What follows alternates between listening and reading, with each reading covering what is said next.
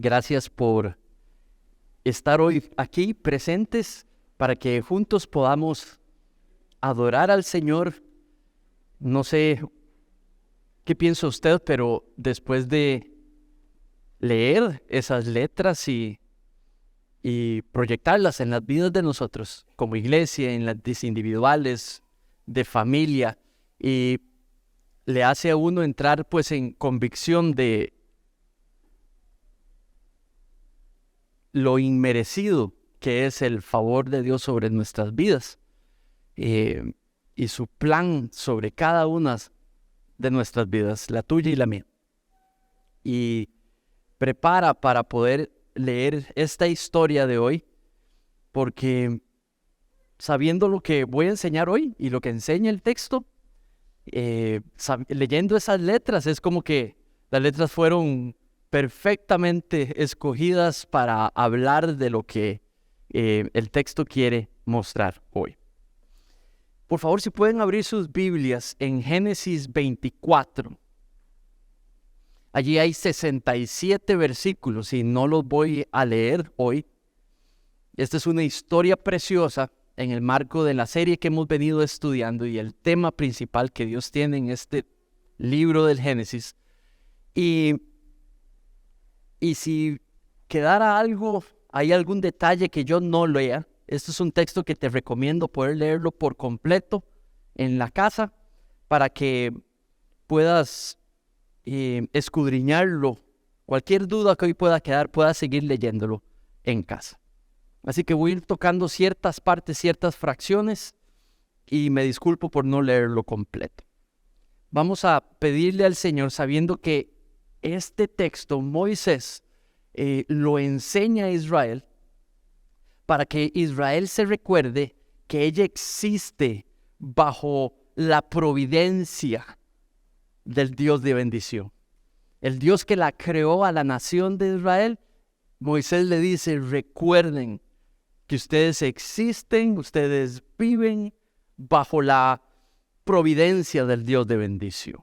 Vamos a pedirle al Señor nos guíe en este ratito y entrar a los detalles del texto. Padre, venimos a ti agradecidos, Señor, valga la redundancia, apreciando, Señor, cada detalle de tu gracia, tu inmerecido favor por cada uno de nosotros.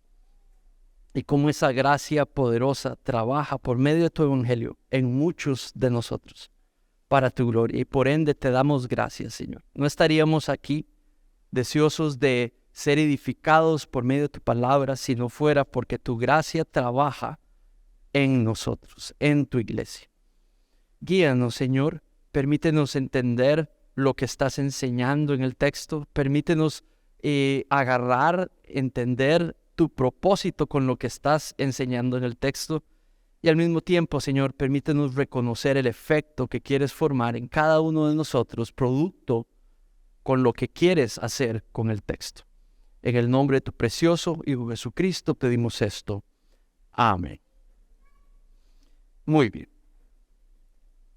Saben, la iglesia de Cristo está constantemente bajo ataque. La atacan desde adentro y la atacan desde afuera. Tengo 12 años de pastorear iglesias y he podido ver esto, no solamente dentro de la experiencia en los cuerpos que yo he pertenecido como pastor, también cerca de unos 15, 20 años, 15, 18 años antes, también pertenecía a iglesias y pude y puedo seguir viendo cómo la iglesia de Cristo es atacada desde adentro y por afuera. Uno se pregunta inclusive por el comportamiento de las ovejas adentro y por el comportamiento de las ovejas afuera, si la iglesia puede llegar a subsistir, si la iglesia va a poder sobrevivir. Y cuando me hago esa pregunta, es una pregunta que se estaba haciendo los que estaban leyendo la Biblia por primera vez cuando escribió Moisés. Los israelitas estaban siendo atacados por todo lado y inclusive por adentro, el pecado dentro de la misma nación de Israel. Y ellos llegan a cuestionarse, dependiendo de los tiempos de la historia de Israel, se llegan a cuestionar si ellos iban a poder sobrevivir como nación. Y entonces Moisés les manda esta historia. Entonces la pregunta sería, una nación que está temiendo existir, sobrevivir a los distintos ataques internos o externos, ¿cómo le ayudaría el escuchar que finalmente el Señor va a proveer una esposa para Isaac? ¿Y qué le diría eso a la nación de Israel? Y lo que le diría a la nación de Israel sería que Dios cumple lo que promete, que vendría la descendencia para que pudiera subsistir y cumplirse en esa nación la promesa de bendición de Dios a Abraham, de que de él haría una enorme nación y que él bendeciría esa nación. ¿Qué le decía a Israel? De que por medio de esa descendencia todas las familias de la tierra serían bendecidas. Por la bendición entregada a Abraham, esa bendición sería para bendecir a otras familias, a todas las naciones.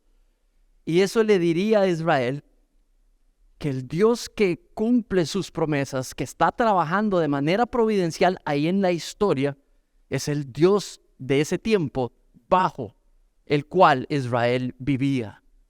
Y entonces es la misma idea que le entrega a la iglesia hoy. Y es que nosotros existimos bajo la mano soberana, bajo la mano providencial de Dios. Y eso es cómo se sostiene la iglesia de Cristo. Y de ahí viene la respuesta a la pregunta si la iglesia puede sobrevivir. Por supuesto que sí. Porque ella vive y existe bajo la mano soberana, la preciosa y poderosa mano soberana de Dios, mano providencial de Dios. ¿Saben? Realmente necesitamos en esta mañana creerle a Dios. Creerle en el sentido de que Él cuida y protege lo que es suyo. Necesitamos poder entender el propósito que Moisés tiene para el texto, para poder nosotros entender el propósito que el texto tiene para nosotros hoy. Y es el hecho de que confiemos de que la iglesia de Cristo existe y sobrevive, familia de fe existe, fue plantada, fue iniciada, desarrollada y seguirá existiendo bajo el cuidado, bajo la protección de la mano providencial de Dios. Estaba mencionando esa palabra, providencia, providencial. Y esto es un concepto bastante importante, que es un pequeño, enorme detalle de lo que decimos cuando decimos que Dios es soberano, de la soberanía de Dios. La providencia de Dios es un aspecto de la soberanía de Dios. Hemos visto que en 14 capítulos de la vida de Abraham, aquí en nuestra historia se va concluyendo la vida de Abraham. En el próximo capítulo, el Señor llama a casa a Abraham. Entonces aquí es el final del Toledot del papá de Abraham, de Taré. Vimos que las secciones de Génesis son secciones de generaciones. La historia de Abraham, es parte de la generación de las familias de Taré, el papá de Abraham. Y ahora finaliza toda esta exposición de 14 capítulos. Y lo que hemos visto es la promesa a Abraham de que lo bendeciría, que haría de él una gran nación. Y a través de estos 14 capítulos hemos visto cómo él le ha ido proveyendo, cómo él ha ido protegiendo, cuidando los detalles de las circunstancias por los que pasa Abraham para asegurar que se genere el plan final que él ya determinó. Y es que haya descendencia y que por medio de descendencia haya bendición y que por medio de esa bendición venga bendición para el resto del mundo. Entonces la providencia de Dios es el acto de Dios de cuidar, de asegurarse, de direccionar a aquellos que ha bendecido, que está cuidando para que se logre el propósito que Él ha fijado. Voy a repetirlo. La providencia de Dios es el cuidado de Dios ayudando a aquellos que ha prometido y aquellos para los cuales Él tiene un propósito, para que cuando ellos pasen por las distintas circunstancias, todo se dé de manera que se cumpla lo que Él determinó que sucedería para ese grupo de personas. ¿Tiene sentido? Entonces, 14 capítulos viéndolo cumplir para que se cumpla la promesa de bendición. Ahora, los 14 capítulos, la vida de Abraham, están en el marco de una promesa mucho más grande que dio. Capítulo 3 de Génesis prometió que por medio de la descendencia de la mujer, vendría un descendiente que aplastaría la cabeza de un descendiente de la serpiente, echando para atrás los efectos del pecado sobre el mundo. Esta es una promesa. Entonces la vida de Abraham está en el marco de Dios lograr ese plan. El pecado entró al mundo y Dios echaría para atrás los efectos de pecado en el mundo. Y entonces lo que haría es dar una promesa de la llegada de un descendiente de la mujer, y él se aseguraría providencialmente que todas las circunstancias que vayan pasado, ella las vaya direccionando para que se cumpla la llegada del Cordero de Redención, de la simiente de la mujer, nuestro Señor Jesucristo. ¿Tiene sentido? Entonces, este es el contexto de esta historia. Entonces, providencia, cuidado, protección de Dios para que se den los detalles y se cumpla lo que Él ha determinado suceda. Entonces, en la historia de Génesis 24, necesitas verla en el marco de que se cumpla la llegada de nuestro Señor Jesucristo. Cada detalle siendo cumplido para que pueda venir la llegada de la descendencia de la mujer. Es por eso, mis hermanos, que yo creo que podemos confiar plenamente como iglesia de Cristo de que Dios nos cuida y que Dios nos protege. Y que si Dios tiene un fin para la iglesia de Cristo, Dios la protege para que la iglesia de Cristo pase por las circunstancias difíciles y fáciles, bonitas y alegres, sufridas y de lloro, para que finalmente Él acomoda, Él redirecciona para que finalmente se logre el propósito que Él tiene para su iglesia, para sus iglesias alrededor del mundo. Los invito a que confiemos juntos que el Señor nos cuida y que el Señor nos direcciona, no importa qué. No importa lo que venga, Él lleva a su iglesia, sus iglesias, para que logren el propósito de que ellas vivan fielmente para Cristo y para que ellas proclamen fielmente para Cristo. Amén, no importa qué. Hay dos cosas que están pasando allí. Vamos a ver cómo toda esta historia de 67 versículos, van a mostrar, quiero invitarlos en la primera sección a observar los detalles de Dios cuidando y protegiendo que se dé lo que Él ha propuesto que suceda, lo que Él se ha propuesto y determinado que suceda, y cómo lo va proveyendo todo para que suceda. En la segunda parte, lo que quiero que vean es de que hay un rol de las acciones humanas en el marco de la provisión de Dios. Si Dios va a hacer algo, hay un rol y por ende una responsabilidad de cómo reaccionen y cómo actúan los seres humanos en el marco de que Él haga algo que se ha determinado hacer. ¿Tiene sentido? Y eso me estoy refiriendo a la fe de las personas. Entonces, esta historia es la unión de mostrar la mano providencial de Dios, pero en el marco de los seres humanos tomando responsablemente el rol que tienen que tomar mientras Dios hace lo que quiere hacer. Y así vamos a ir. Entonces, la primera idea que quiero dejarles grabado, su iglesia también, no solo Israel, su iglesia también vive bajo el cuidado soberano y providencial de Dios. Ese versículo, digamos, no es que está mal, pero podrías leer este punto durante los 67 versículos, pero voy a enfocarme al inicio. Vean a Abraham, vemos esto porque Moisés le interesa mostrarnos al Dios de bendición cuidando y dirigiendo. Entonces mira 24, 1 al 4. Dice, Abraham era viejo, entrado en años, y el Señor había bendecido a Abraham en todo. Y Abraham dijo a su siervo, el más viejo de su casa, posiblemente Eliezer, el que habíamos visto hace unos capítulos atrás, que era mayordomo de todo lo que poseía, y le dijo, te ruego que pongas tu mano debajo de mi muslo. Eso es como si yo le pidiera de alguna manera visual, algo físico que muestre compromiso con lo que va a prometer. Es como que yo le dijera, Rebe, prométeme algo y le pido que ponga su mano en mi corazón y le digo, prométeme algo.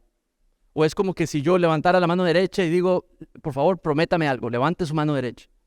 En este caso, en la tradición de ese tiempo, era ponerle la mano en el muslo, en una manera sana y de respeto. Y dice, y te haré jurar por el Señor, Dios de los cielos y de Dios de la tierra, que no tomarás mujer para mi hijo de las hijas de los cananeos, entre los cuales yo habito, sino que irás a la tierra a mis parientes y tomarás mujer para mi hijo Isaac. Entonces, este es el producto de 14 capítulos de Dios obrando providencialmente para que Abraham, convencido de que Dios va a proveer mujer para su hijo, estando en un lugar súper escaso de mujeres sanas para proveer matrimonio para su hijo, está en medio de Canaán. Los cananitas son terribles, hay una depravación completa, sacrificios humanos, una depravación sexual, moral, intelectual, en todo sentido. Es justamente lo que Dios le ha prohibido hacer. Su hijo Ismael, Dios lo ha apartado porque Ismael inclusive se casó con mujeres cananeas. Él sabe que no puede escoger gente de esa zona. Sabe cómo se comportaban los sodomitas, los de Gomorra. Sabe cuál es la manera de pensar, de ver el mundo, y no quiere. Si la bendición de Dios va a venir, tiene que venir por medio de alguien linaje, de la familia de Abraham. Y le pide específicamente al siervo tal cosa tan difícil, encontrar a alguien dentro de la misma familia de Abraham. Y entonces vean ahora la oración del siervo. 24, por favor pasen al versículo 12. Y dice, oh Señor, este es el siervo que se tira de rodillas ante la promesa, ante lo que le pide Abraham, y le pide ayuda a Dios. Oh Señor, Dios de mi Señor Abraham, te ruego que des éxito hoy y que tengas misericordia de mi Señor Abraham. 13. Yo estoy de pie aquí junto a la fuente de agua. Él ya se había transportado hacia la tierra de la familia de Abraham, donde estaba la familia de Abraham. Yo estoy aquí de pie junto a la fuente de agua, y las hijas de los hombres de la ciudad salen para sacar agua. Que sea la joven a la que yo diga, por favor, baje su cántaro para que yo beba, y Señor, que ella responda, claro, beba, y también le daré de beber a sus camellos, la que tú has designado para tu siervo Isaac. Por ello yo sabré que has mostrado misericordia a mi Señor. Vamos a ver, hagamos pausa. El actor principal de esta historia no son los seres humanos, es Dios. El tema principal aquí es la mano providencial de Dios, que redirecciona todo para que se cumpla lo que Él determinó tiene que suceder. ¿Tiene sentido? Esto no es una guía para saber cómo orar. No es eso lo que está queriendo enseñar. Sería sacarlo completamente de contexto y agregarle algo a la escritura. No es que yo le digo, Señor, para saber si, vea lo que hizo este tipo, si yo quiero saber si algo es del Señor o no, yo le voy a decir que me dé señales. Ahí no está enseñando eso. Eso ha sido una terrible enseñanza a través de la historia de la iglesia, de gente no preparada para enseñar lo que la palabra dice. Eso es agregarle a la Biblia. No está hablando nada sobre que esa es una manera de orar. Lo que está diciendo, inclusive, no se le ocurre a Moisés, no se le ocurre a Dios. Esta es una idea que sale de este Señor. No se nos está diciendo si es correcto o no es correcto. Lo que sí nos está diciendo es que Dios la va a utilizar y va a redireccionar y la va a cumplir para lograr lo que Dios necesita para que se dé su propósito. ¿Tiene sentido? Nadie salga de aquí diciendo que yo dije que no, ¿verdad? No es así. El Nuevo Testamento y el Antiguo Testamento nos dice que si usted y yo necesitamos algo, nos hincamos, le suplicamos al Señor y al final le decimos Padre, que se haga su voluntad. Punto. Con fe, con humildad, con todo el derecho como hijos de Dios, le presentamos nuestras oraciones. Y Él responde. No tenemos que hacerle torcer el brazo, que me muestre una señal, que me diga aquello. Eso queda en la santa soberanía de Él, de cómo Él responde, si responde o no. No necesito jalarle el brazo al Señor. No es ese el propósito del texto, de enseñarnos a pedir este tipo de cosas. No con ello estoy diciendo que está mal, lo que estoy diciendo que no es el propósito del texto enseñarnos para copiar lo que Eliezer hace en la sección. Dios provee también la línea, va a proveer la línea que se necesita para que venga la descendencia de nuestro Señor Jesucristo. Una línea de gente de un pueblo dedicado a honrar a Dios. Entonces, vean versículo 15. Y sucedió que antes de haber terminado de hablar, Rebeca, hija de Betuel, hija de Milca, mujer de Nacor, hermano de Abraham, salió con el cántaro sobre su hombro. Nada más recuerda esto. Vea la providencia de Dios. Abraham pidió que tenía que ser de su familia. Dios proveyó una mujer de su familia. No movió Eliezer o el siervo, yo adubo que es Eliezer, pero Dios provee lo que pidió Abraham. Abraham pide de acuerdo a la voluntad de Dios. Si me has prometido descendencia, esta descendencia tiene que venir de mi familia. No me voy a mezclar con los cananitas. No voy a poner a mi hijo a mezclarse y poner en riesgo el cumplimiento de la promesa de bendición. Por ende, te voy a obedecer y voy a confiar en ti. Y Dios lo mueve todo, lo redirecciona todo y cumple lo que debe de ser. Y provee a alguien de la familia de Abraham, tal y como Abraham lo pidió. 16. La joven era muy hermosa, virgen, ningún hombre la había conocido. Bajó ella a la fuente, llenó su cántaro y subió. Entonces el siervo corrió a su encuentro y le dijo: le ruego que me dé de beber un poco de agua de su cántaro. Beba, señor mío, le dijo ella.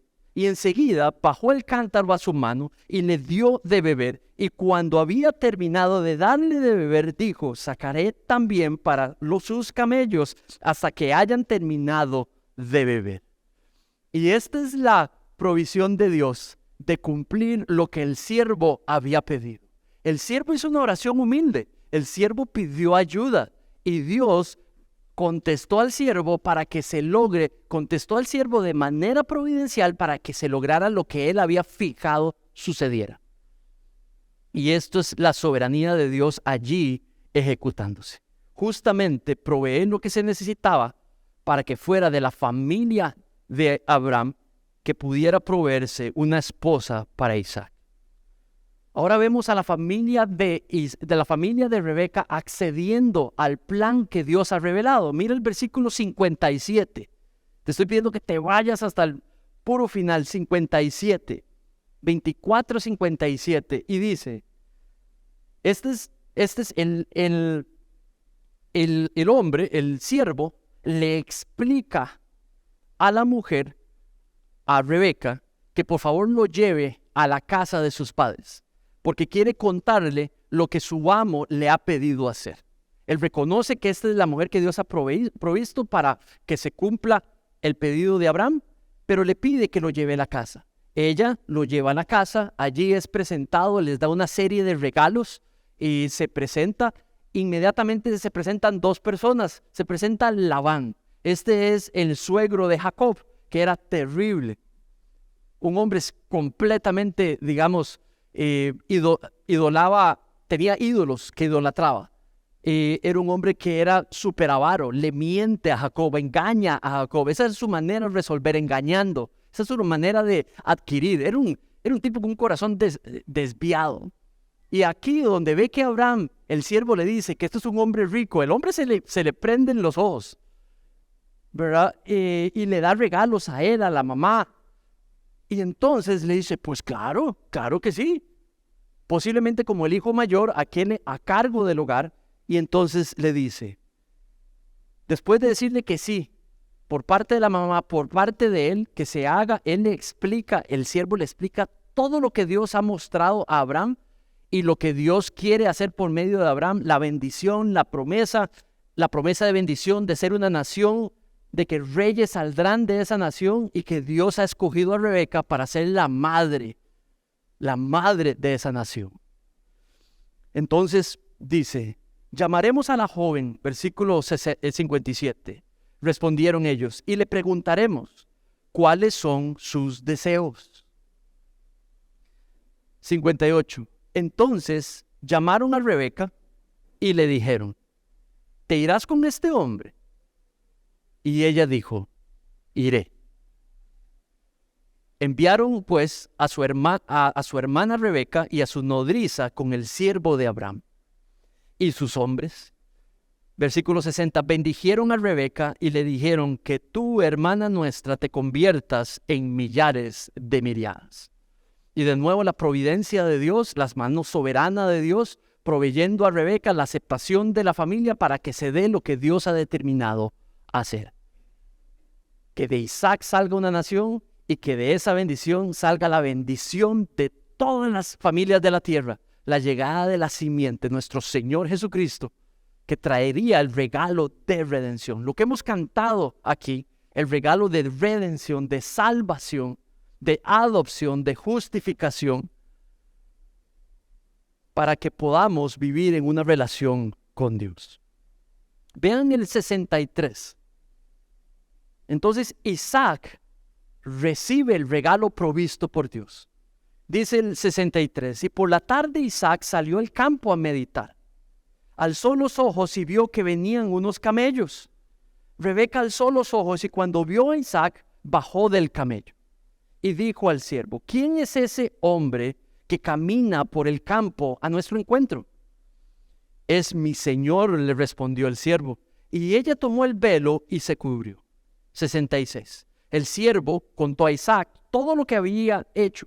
Entonces Isaac la trajo a la tienda de su madre, Sara, y tomó a Rebeca, se casó con ella, y ella fue su mujer y la amó. De nuevo, ¿cuál es el punto? La mano providencial de Dios, haciendo que Isaac vea la mujer que Dios ha provisto, que cumple con todos los requisitos para que se logre la promesa de que por medio de su descendencia venga una gran nación y que también por medio de esa nación venga la bendición para todas las familias de la tierra. Y dice sí. Segunda enseñanza que aquí no hay. Aquí no hay una enseñanza para el matrimonio. Aquí no hay una enseñanza porque ese no es el fin primario. Eso no es lo que viene enseñando. De eso no es lo que está hablando. Muy pronto, en una semanita, les voy a mostrar lo disfuncional de este matrimonio.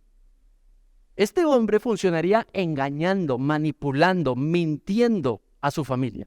Esta mujer manipularía, mentiría, engañaría a su esposo. Inclusive pondría a su hijo a mentirle a su papá. Entonces aquí no tenemos no hay que romantizar el texto. Hay que saber la enseñanza del texto en el marco de todo el libro. Y no podemos sacar enseñanzas de que no está queriendo dar el texto. Aquí el punto, estamos viendo un hombre que con buena intención recibe la provisión de Dios como regalo de Dios de una mujer para el cual juntos dedicarse para vivir para la gloria de Dios. No lo dudo. Y dice allí que la amó. No lo dudo. Ahora espéreme para que en un par de semanas veamos lo que el pecado hace en dos personas que son pecadoras. ¿Verdad? Y cómo Dios en su providencia va a utilizar el pecado de ellos y no lo va a provocar, no lo va a invitar, pero lo va a utilizar para su gloria. Y lo va a utilizar de manera que por medio del pecado de ellos se logre lo que Él ha determinado que suceda. ¿Tiene sentido? Entonces, muy bien. Terminamos allí por nuestra primera parte. Ahora veamos esto que tiene que ver con nosotros. Bueno, dijimos que su iglesia también vive bajo el cuidado soberano y providencial de Dios. ¿Saben, mis hermanos? Dios no nos creó para vivir independientemente. Y cuando digo nos creó, me refiero a la nueva creación que hace por medio de la fe en el Evangelio y nos hace una nueva criatura. No tiene diseñado que ninguna de sus nuevas criaturas, por medio del Evangelio, vivan separadas, pero vivan en comunidad en su iglesia, la que Él fundó. Cristo murió por nuestros pecados, para que no tuviéramos que pagar por ellos, en sustitución nuestra. Y nuestra fe en esa obra nos accesa a una relación con Dios. Y Dios nos salva. Si nos arrepentimos de nuestro pecado por el cual Cristo murió, si se lo confesamos a Dios, Él es fiel y nos salva. Si se lo decimos, si se lo confesamos, si le decimos que creemos en su obra y nos adopta como sus hijos y como sus hijas y nos inserta en el cuerpo local, en el cuerpo universal, que está en un cuerpo local representado por todo el mundo y nos hace vivir como una familia, como un cuerpo.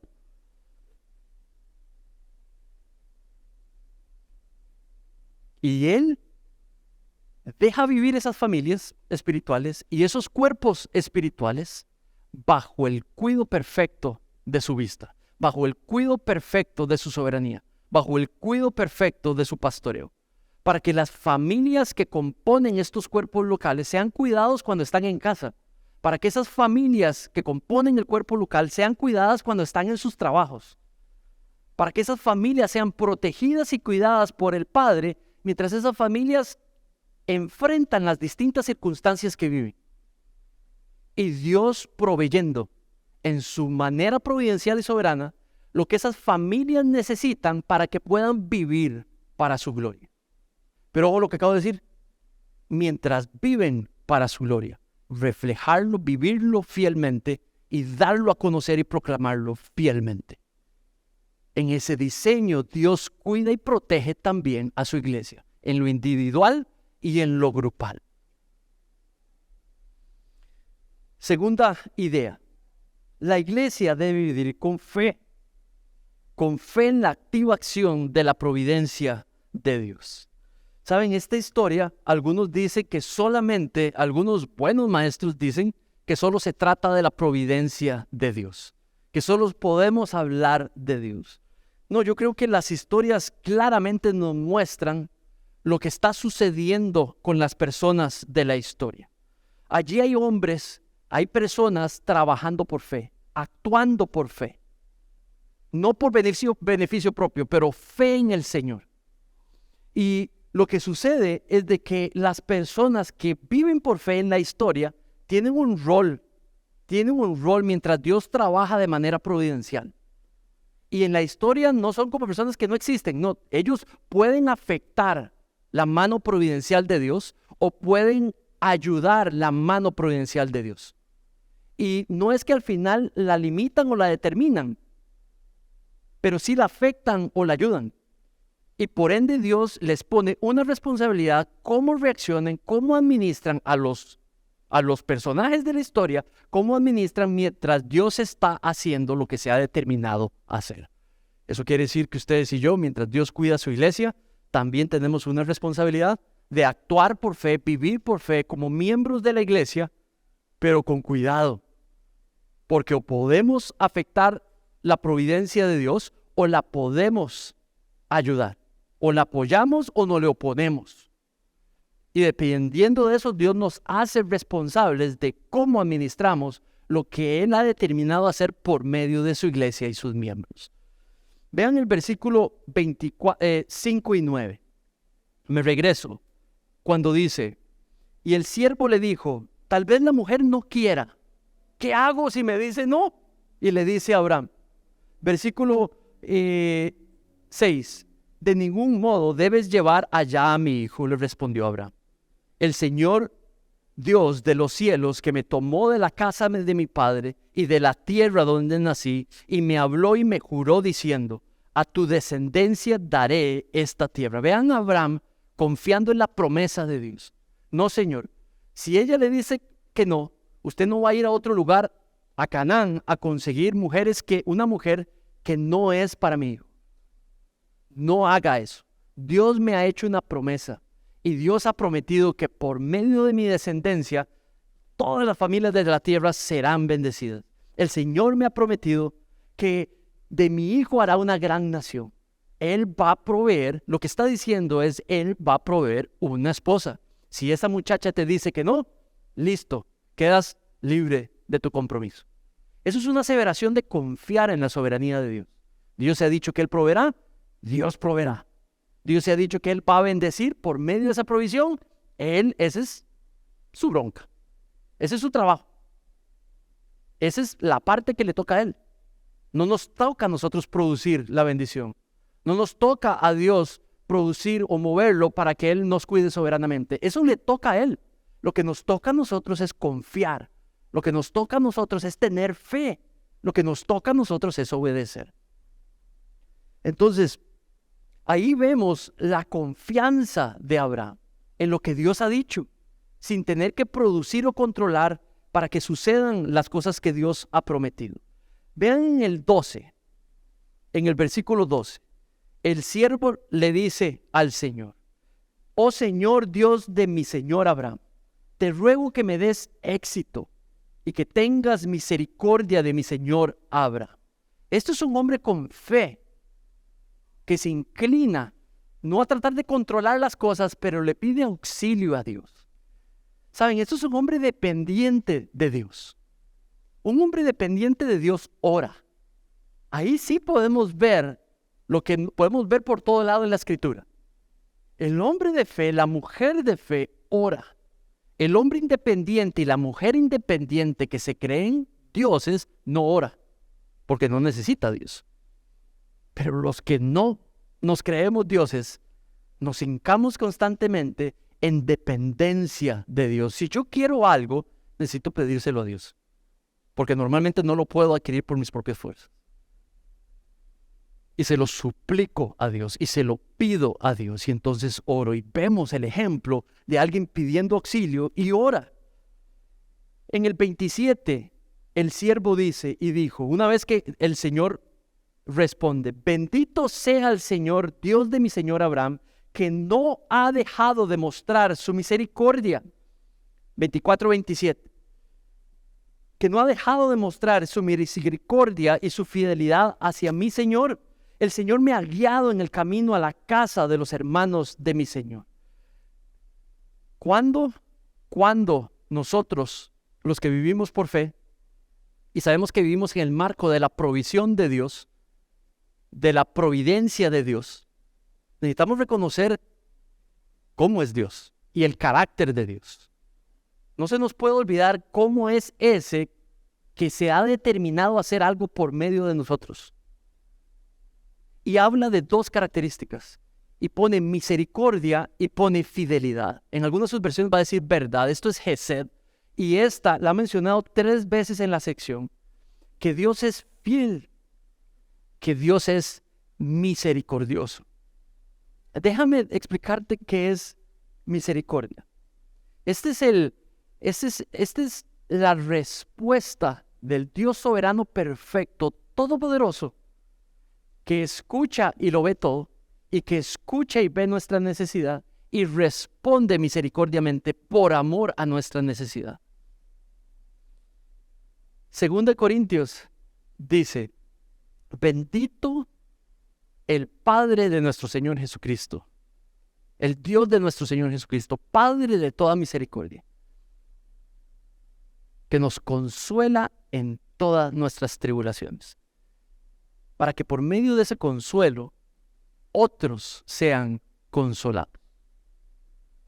Así es Dios: misericordia pura, gracia pura, amor puro, y ve la necesidad de los que creó a su imagen y se despliega en distintas maneras para amar a los que creó a su imagen. Ahora dice fiel, dice que es fiel. Mientras la iglesia vive bajo el cuidado providencial de Dios, no se le puede olvidar que Él es un Dios fiel. Él es el Dios verdadero y es el Dios que responde de acuerdo a su carácter. No de acuerdo a lo que nos place, no de acuerdo a lo que le pedimos, de acuerdo a lo que le trae gloria, de acuerdo a lo que muestra más el despliegue de su misericordia y gracia y poder. Saben, necesitamos reconocer mientras vivimos la vida, cómo es Dios y su carácter para con nosotros y dejarnos animar por eso.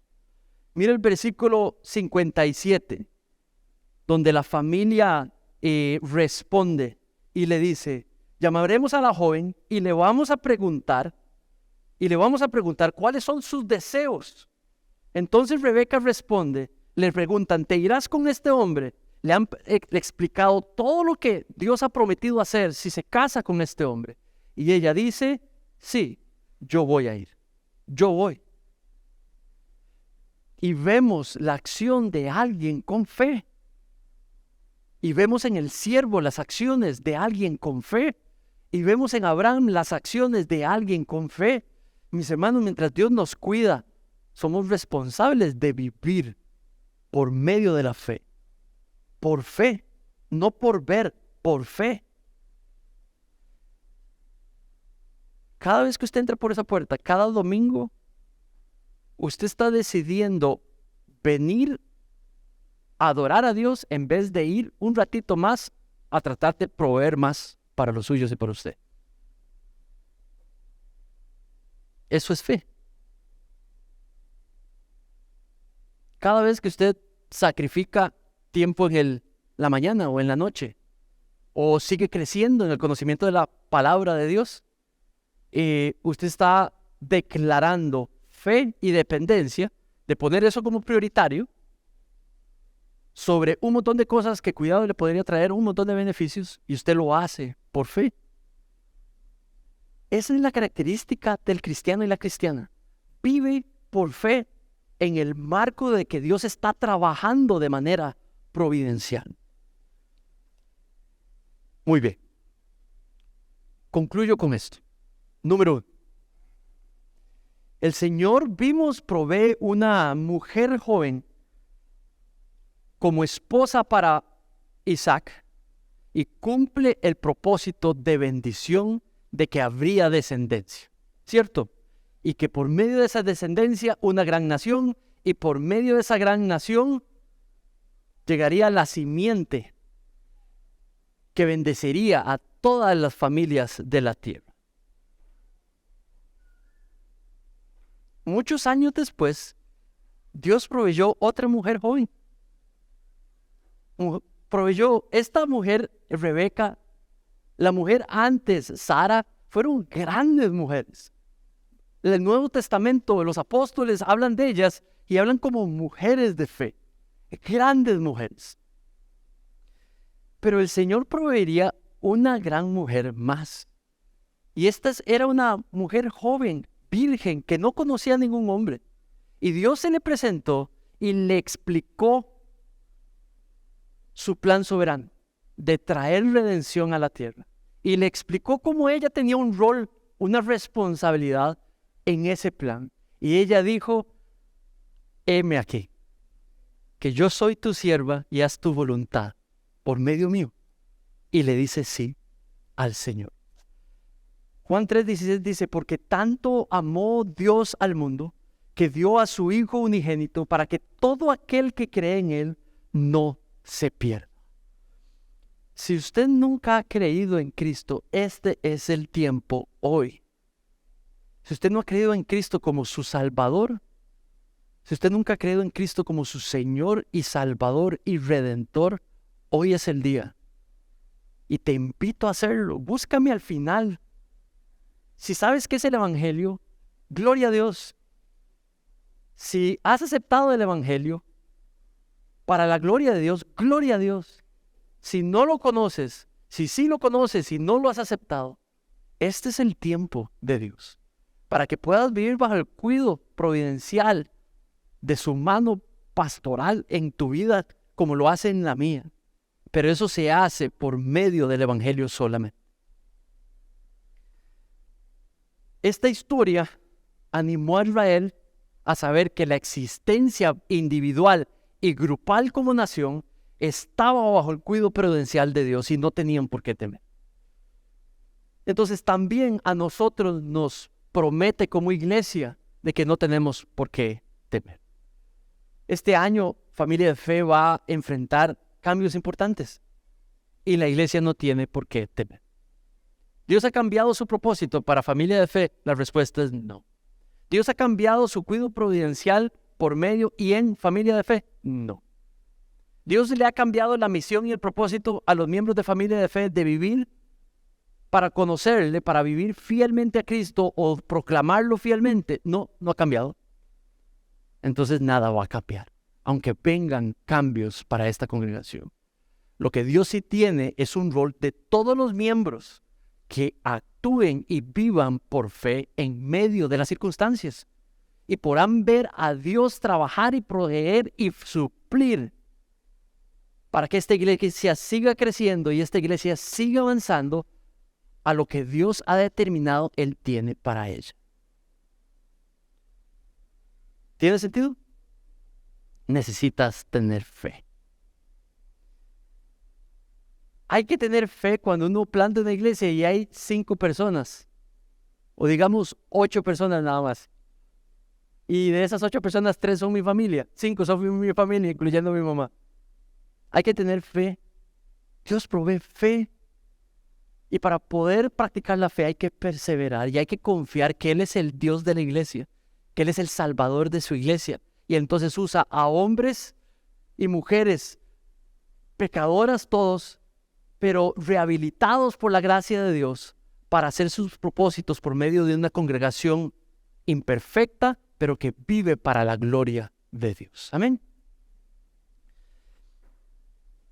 Esto es lo que no se te puede olvidar.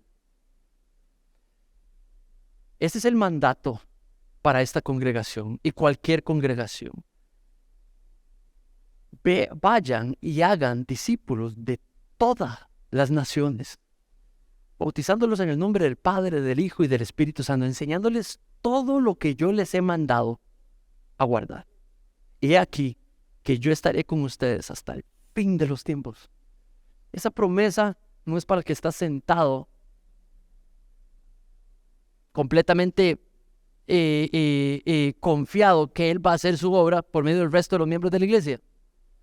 No, esa promesa es mientras todos los miembros de la iglesia actúan por fe y toman su rol en hacer que la iglesia logre los propósitos que Dios determinó hacer por medio de ella. Y esa es su promesa. Va a haber respuestas suyas y mías que van a contribuir o van a afectar lo que Dios quiere hacer por medio de esa iglesia. Ten temor de Dios. Ten temor de Dios de afectarla.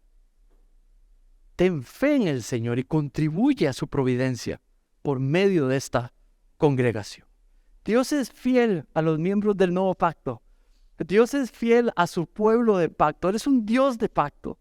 Y el Evangelio trabaja en esta congregación. Ten fe y trabaja para su gloria. Amén. Oremos. Padre, te damos gracias por esta mañana. Señor, confiamos que eres el Dios que soberanamente y providencialmente cuida esta congregación. Y cuida a cada creyente que pertenece a esta congregación. Padre, te pedimos que te glorifiques por medio de nuestras vidas, acrecentando nuestra fe, la fe de este cuerpo, de esta iglesia, para seguir juntos, Padre, trabajando por nuestra unidad, apoyando y promoviendo nuestra unidad, sacrificándonos a nosotros mismos, Señor, y poniendo el cuerpo primero para que te glorifiques por medio de este cuerpo. Padre, te pido que nos uses a cada uno de nosotros, inclusive que nos muestres el rol que tienes para cada uno de nosotros en el marco de esta familia. Señor, provéenos los dones y la gracia que necesitamos para poder ayudar a extender tu reino por medio de esta congregación.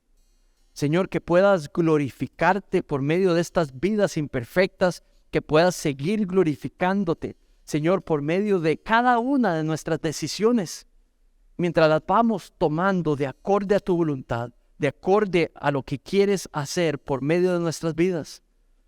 Señor, reordena las prioridades que necesitan ser reordenadas, para que podamos profesar de manera clara al mundo completo que vivimos para tu gloria.